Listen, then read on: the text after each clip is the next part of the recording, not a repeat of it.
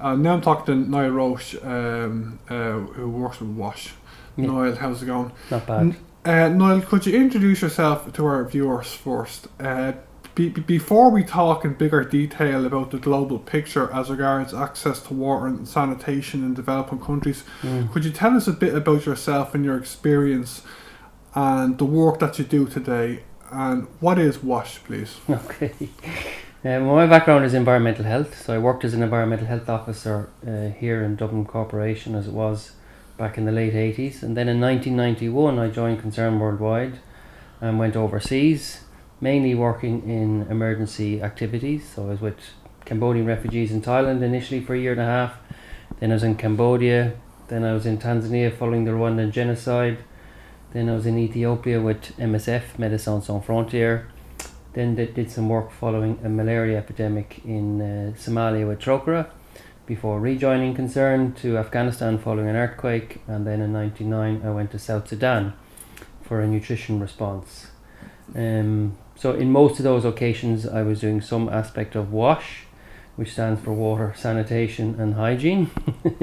But I also engage in other activities beyond WASH to other aspects of environmental health. So sometimes I was doing site planning for refugee camps, or engaged in the controlling of vectors of disease such as malaria transmitting mosquitoes, as well as the standard stuff around WASH, which is the provision of clean water, provision of toilets, waste management, and also hygiene promotion. So that's essentially what WASH is. And WASH is run by the United Nations, is it? Or who runs it? No one runs it. The problem with WASH is that it doesn't have a specific home. In emergency context, the cluster lead for WASH would be UNICEF, and they would be the main UN agency that have a responsibility for water and sanitation. But when it comes to developing countries, WASH doesn't really have a ministry as such. Some of it would be the responsibility of the Ministry of Health, some of it would be a responsibility of the Ministry of Water, some might be the Ministry of Local Government and Housing. So WASH is called a sector, but it doesn't really have a specific home. How many officers are there like you do WASH have around the world? I couldn't put a number on it. I would be a little bit unusual from a WASH perspective because I'm not an engineer. Many people engaged in WASH will be from an engineering background. I'm more what we call kind of the software. So that there'll be an awful lot of people working in WASH, and it is usually a priority sector, particularly within emergency context. It's one of the 4 key chapters in the Sphere Project Handbook, which relates to disasters. Are there any other people in Ireland with WASH? There's not many. No, not so many. Our community is very small. We were trying to organise an event there for World Toilet Day back in November. The 19th of November is World Toilet Day. And we're doing that in conjunction with the student outreach group of the Irish Forum for Global Health, and actually we had very few people within Ireland to call upon who are engaged in WASH, working at the Irish level. Just to talk about the global picture, it's amazing. I think everyone knows that millions of people don't have access to water in Africa and maybe in some other places, but speaking of myself, I never thought of sanitation with that. Mm-hmm. It naturally follows that if people don't have reasonable access to water, that they don't have reasonable access to toilets and sanitation generally. But speaking for myself, it's only in the last year or so when I made the conscious decision to become more au fait with the global development picture in developing countries that I learned about this. Could you tell us about the global picture today as regards access to water and sanitation in the world, please? And if you want, you can draw on any local initiatives or projects that you know of or are working on, if you like. Okay. Well, Darren, your visit is timely because the Joint Monitoring Programme report from the World Health Organization and UNICEF was only released last month, giving us the updates on the latest figures with respect to progress on water and sanitation. The MDG, the Millennium Development Target with respect to water, was achieved in 2010. So at the moment, globally, 700 million people still do not have access to safe water, which equates to about 11% of the global population. The picture, unfortunately, with regard to sanitation, and sanitation can be sometimes a fuzzy term, but we're mainly talking about access to toilets and improved toilets, not a non-improved or unimproved toilet, is that 2.5 billion people still do not have access to a decent toilet. So that's approximately 34% of the global population do not have access to a toilet. And within that, 1 billion people are defecating in the open. And why that is important from a public health perspective is that 1 gram of fecal matter contains as much as 10 million viruses, 1 million bacteria, 1,000 parasite cysts and 100 parasite eggs. And that's just in 1 gram, and each of us defecate somewhere between 40 and 90 litres of excreta per year. And that's a huge number of pathogens which cause a huge number of deaths, particularly in children under 5s. The 2 biggest killers of children under 5 are diarrhea and acute respiratory infections. And they are very closely linked to water supply, sanitation and hygiene, or WASH, as we said earlier. So that's the global picture with regard to access to water and sanitation. So we still have a long way to go. We're going to miss the MDG target on sanitation by 500 million people.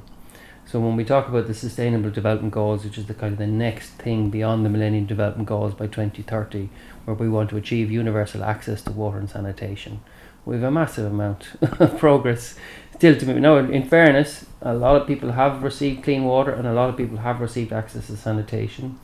But when you look at it regionally, Sub-Saharan Africa in particular is one of the most underserved areas in the world with respect to sanitation, and rural people within Africa are equally underserved with respect to sanitation. Yeah, I was looking at the interactive map that WaterAid in UK brought out there last week, a few days ago, for Africa Water Week, and it showed you a map of they showed you the countries in sub-Saharan Africa. I think maybe in the north of Africa, like Morocco or whatever, it's there they have access mostly, but in sub-Saharan Africa it's terrible, like 30% or something like that. People I saw, but. Okay, yeah, as I mentioned, the biggest killers of children under 5 are diarrhea and respiratory infections, and there's huge links between those illnesses, particularly diarrhea and nutrition. And we know within the Irish context that the Irish government is very focused on nutrition. So if you want to achieve nutritional outcomes, there's a lot of evidence at the moment suggesting and indicating that if you have good access to water supply and sanitation and good hygiene practices, then you can achieve your nutritional outcomes. So there's a strong link in particular between stunting and lack of access to water supply and sanitation. So I would be suggesting to many people that if you invest in water supply and sanitation, you can achieve a lot more beyond just reducing diarrhea and respiratory infections, which themselves is a very important issue, but you can also achieve nutritional outcomes. They're also important in terms of education perspective. Like many people say that children don't go to school because they don't have access to toilets, or they have problems during their menstrual cycle in terms of having a lack of access to sanitation within school. So in terms of achieving educational outcomes, water and sanitation is a very important issue as well. I would go beyond the fact that water and sanitation is about water, sanitation and hygiene. I also go talk about other issues of environmental health, other determinants of health, including household air pollution, which is a major contributor to respiratory infections such as chronic obstructive pulmonary disease and pneumonia in children, and that kills estimated at 1.6 million people per year. And that's a massive 1.6 what? 1.6 million people per year. So that's a massive burden of disease, and it's not a public health priority globally. Other things I have to mention that I think I should mention is the issue of climate change, because within the realm of environmental health, many people say that climate change is the greatest threat to global health in the 21st century, and environmental health is one component in terms of addressing that. So at the moment you have like 2.9 billion people have been affected by disasters since the year 2000 up to 2012.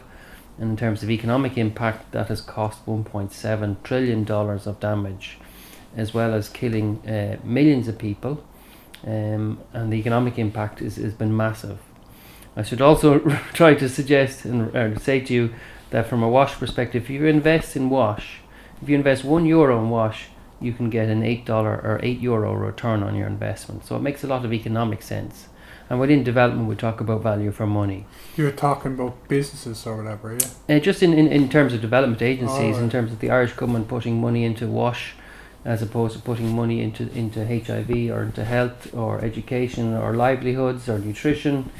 If you invest in water supply, sanitation and hygiene, if you just spend €1 on that, you will get an €8 return on your investment in terms of reduced medical costs, improved productivity.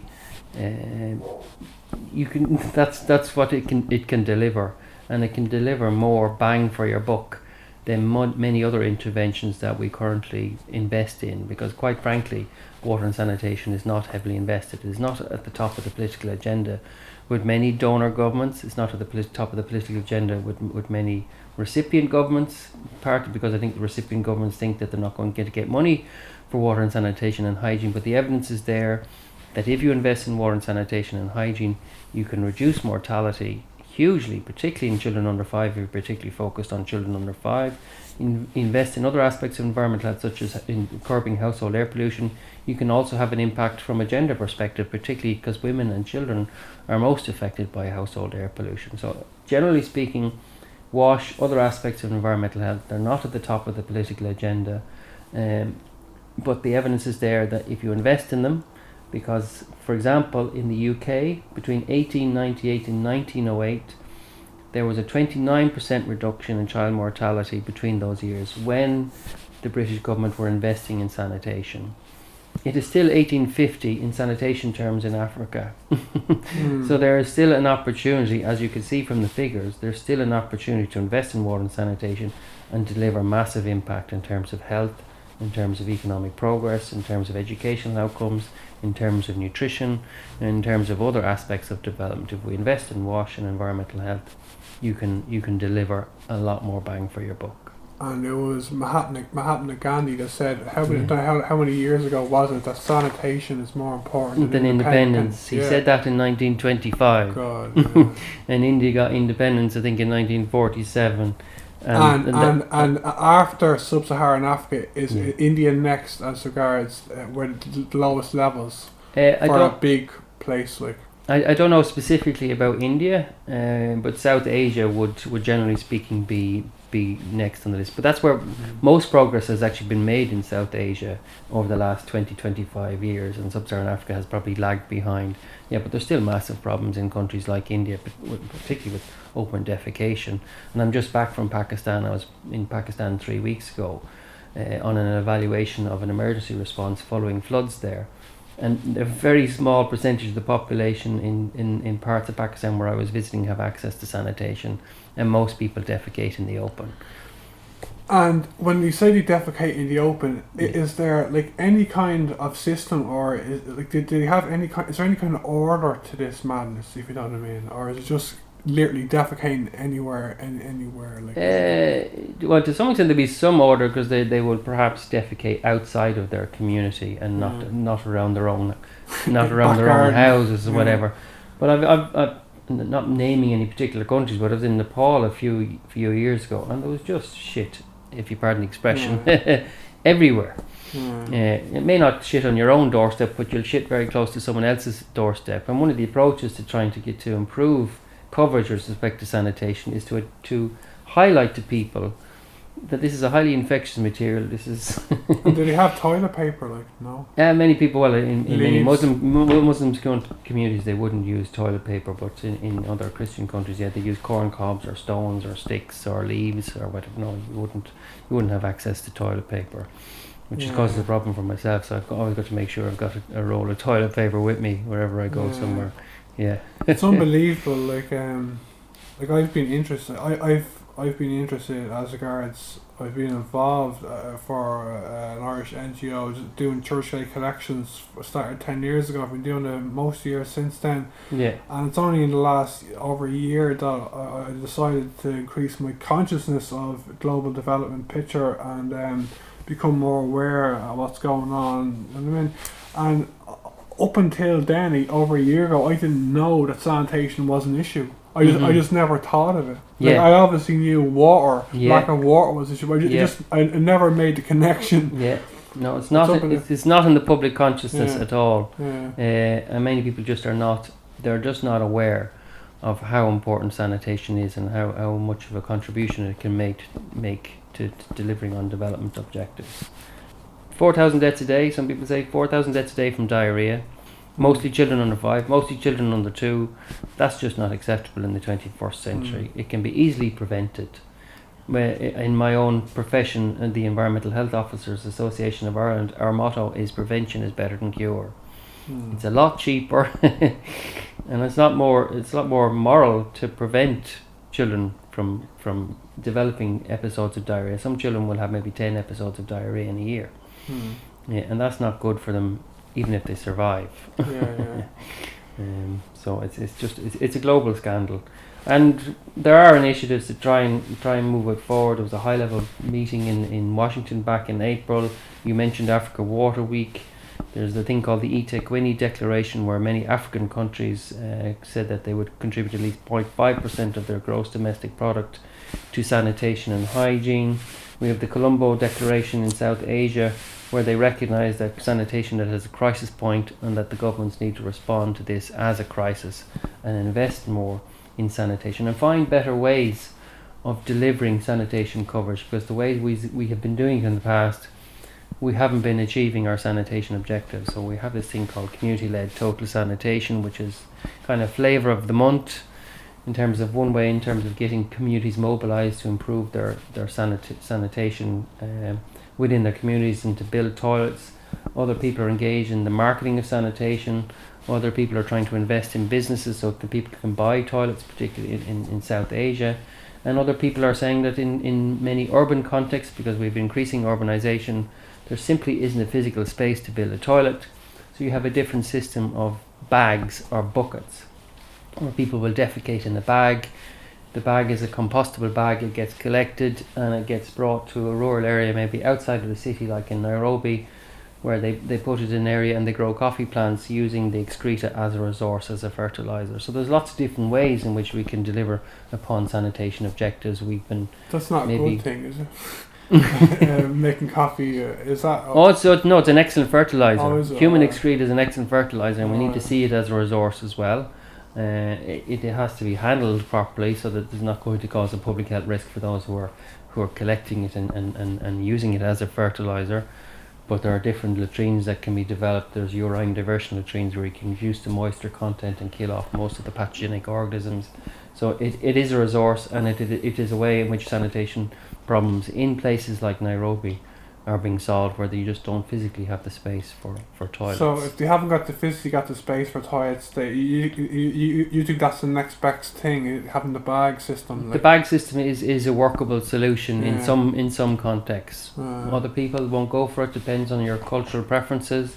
Other people do not want to use human excreta as a resource. They would rather get rid of it. They'd rather flush it down the toilet like we would. But in some contexts it can work, and it is working. We just need to invest in researching in terms of the different ways in which we can address the sanitation problem and produce the evidence to say this is what works in this particular context.